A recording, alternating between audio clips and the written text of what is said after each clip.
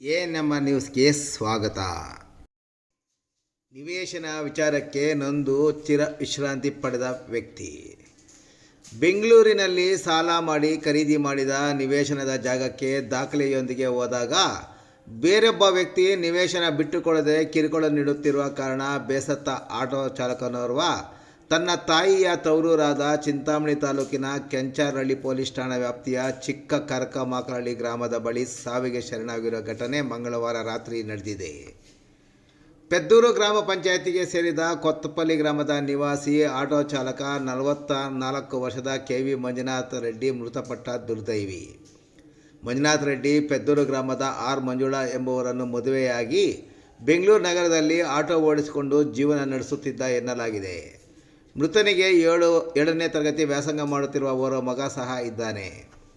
ಮನೆ ಕಟ್ಟಬೇಕೆಂಬ ಆಸೆಯಿಂದ ತನ್ನಲ್ಲಿರುವ ಹಣದ ಜೊತೆಗೆ ಸಾಲ ಮಾಡಿ ಕಳೆದ 2016ರಲ್ಲಿ ಬೆಂಗಳೂರಿನ ಜಾಲ ಹೋಬಳಿ ಮರಳುಕುಂಟೆ ಗ್ರಾಮ ಪಂಚಾಯಿತಿ ವ್ಯಾಪ್ತಿಗೆ ಸೇರಿದ ಮಾರೇನಹಳ್ಳಿ ಗ್ರಾಮದ ಬಳಿ ಝಾನ್ಸಿ ರಾಣಿ ಎಂಬಾಕೆಯಿಂದ ಸೈಟ್ ಖರೀದಿ ಮಾಡಿ ತನ್ನ ಧರ್ಮಪತ್ನಿ R ಮಂಜುಳಾರವರ ಹೆಸರಿಗೆ ನೋಂದಣಿ ಮಾಡಿಸಿಕೊಂಡಿದ್ದ ಎನ್ನಲಾಗಿದೆ.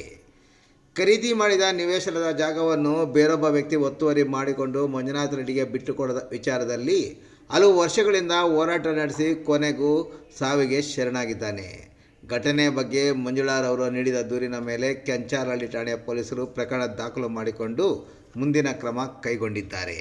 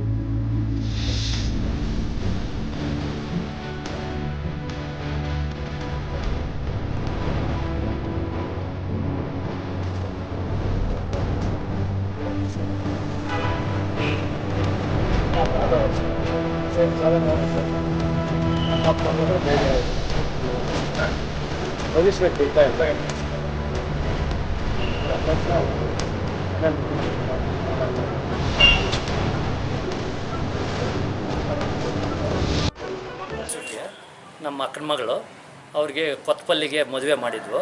ಅವರು ಸುಮಾರು 2 ವರ್ಷದಿಂದ ಬೆಂಗಳೂರಲ್ಲಿದ್ದರು. ಅಲ್ಲಿ ಅವರು ಸಾಲಾಗಿಲ್ಲ ಮಾಡಿ ಆಟೋ ಓಡಿಸ್ಕೊಳ್ತಾ ಇದ್ದರು. ಅವರು ಸಾಲಾಗಿಲ್ಲ ಮಾಡಿ ಅಲ್ಲಿ ಒಂದು ಸೈಟ್ ತೊಗೊಂಡಿದ್ರು 2016ರಲ್ಲಿ. ಅಲ್ಲಿ ಸೈಟ್ ಇವ್ರಿಗೆ ರಿಜಿಸ್ಟ್ರ್ ಆಗಿದೆ. ರಿಜಿಸ್ಟ್ರ್ ಆದ್ರೂ ಅವ್ರ ಪೊಸಿಷನ್ಗೆ ಬಿಟ್ಟಿಲ್ಲ. ಅವ್ರಿಗೂ ಸ್ವಲ್ಪ ಈ ಸಾಲಗಾರರು ಸ್ವಲ್ಪ ಟಾರ್ಚರ್ ಇಟ್ಟಿದ್ದಾರೆ. ಅದಕ್ಕೋಸ್ಕರ ಅವನು ಎಲ್ಲೆಲ್ಲೋ ಓಡಾಡಿ ಏನು ನ್ಯಾಯ ಪಂಚಾಯತಿ ಏನು ಮಾಡಿದ್ರು ಅವ್ರ ಪೊಸಿಷನ್ಗೆ ಬಿಡಲಿಲ್ಲ. ಅದಕ್ಕೋಸ್ಕರ ಅವನು ಪಾಪ ಆ ಥರ ಹುಡುಗ ಅವರು ಗಂಡ ಹೆಂಡತಿ ಚೆನ್ನಾಗೇ ಇದ್ದಾರೆ. ಇವಾಗ ಸಾಲಗೋಸ್ಕರ ಅವನು ಜಿಗುಪ್ಸೆ ಇದೆ ಏಕೆ ಆತ್ಮಹತ್ಯೆ ಮಾಡ್ತಾರೆ. ಅವರು ಸುಮಾರು ಒಂದು 7-8 ಲಕ್ಷ ಸಾಲ ಮಾಡಿದ್ದಾರೆ ಒಂದು 5-6 ಜನ ಹತ್ರ. ಅವ್ರು ಬಂದು ಡೈಲಿ ನಮ್ಮ ಸಾಲ ಅಂದರೆ ಅವ್ನು ಆಟೋ ಓಡಿಸೋದು 500 ರೂಪಾಯಿ ಸಂಪಾದನೆ ಮಾಡ್ತಾನೆ. ಅವನ ಹೆಂಡತಿ ಮಕ್ಕಳು ಬದುಕೋಕ್ಕಾಗ್ತಾಯಿದೆ.